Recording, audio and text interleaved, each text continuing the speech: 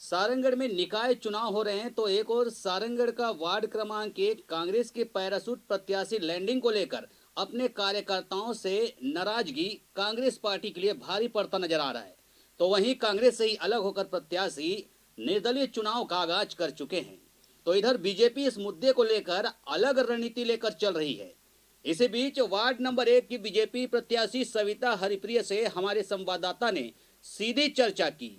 देखिए रिपोर्ट। नमस्कार, जय जोहार, मैं उमेश। और चुनावी माहौल का बिगुल बज चुका है, रणभूमि तैयार है और रणभूमि में उतर चुके हैं प्रत्याशी। और हमारे साथ सारंगढ़ नगरीय निकाय के वार्ड क्रमांक 1 के प्रत्याशी सविता हरिप्रिय हमारे साथ मौजूद हैं। उनसे जानेंगे कि किन मुद्दों को लेकर वो चुनावी मैदान पर है। एक जानकारी ये भी दे दूं कि इनकी डिग्री है MBA, पढ़े लिखे हैं, अब चुनावी मैदान पर हैं। तो स्वाभाविक सी बात है, लोगों को उम्मीद भी होगी कि उनके जो जनप्रतिनिधि उनका। लेकिन सबसे पहले मेरा सवाल, किन मुद्दों के साथ मैडम आप चुनावी मैदान पर हैं? जी, जो अभी सरकारें चल रही हैं उनमें जो सामाजिक बुराइयां हैं, जुआ सट्टा जैसे शराब जो भी हैं, जो सब सामाजिक कुरीतियां हैं, जो उनको मैं ख़त्म करना चाहती हूँ। पहली प्राथमिकता क्या रहेगी मैडम? जैसे कि अपना जो चुनाव तो है, बहुत सारे लोग आते हैं, चुनाव लड़ते हैं, है ना, आए और 5 साल के बाद चले भी जाते हैं। आपका मेन उद्देश्य क्या रहेगा? नगर का विकास करना है, क्योंकि ये नगर पालिका चुनाव है। तो पार्षद पद में जब चुनकर आऊँगी मैं, तो नगर के विकास के लिए पूरा कार्य करूँगी।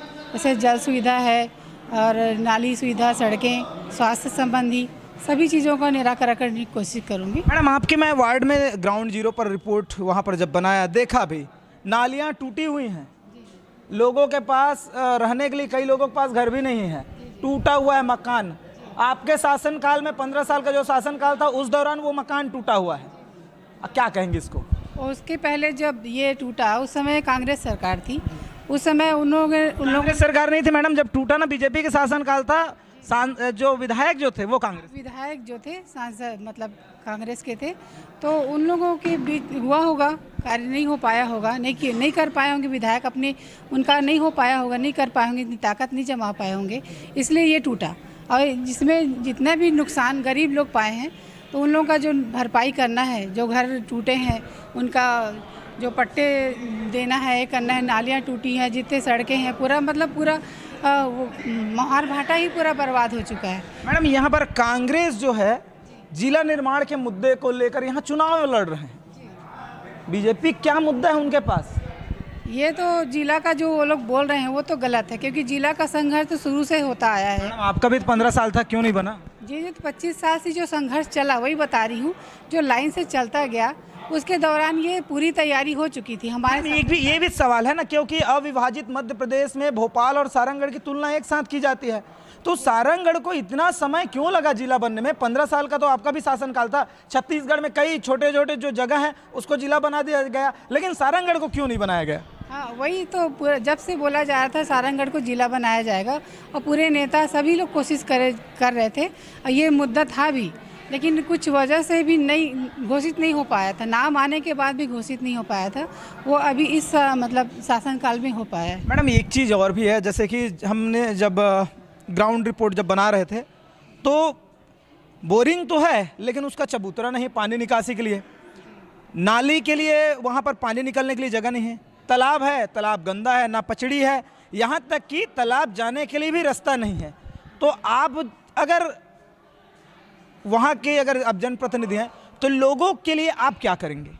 मैं वही बोल रही हूँ, विकास करना चाहूँगी अपने वार्ड के साथ। पहले भी तो कर सकते थे मैडम, पद में नहीं आने वो नहीं, वो तो है, लेकिन जब अभी हमको जब सेवा करने का मौका मिलेगा तो उस पर हम पूरा ध्यान देंगे। तालाब है, नाली है, रोड है, सारी मतलब पूरी व्यवस्था सही करेंगे।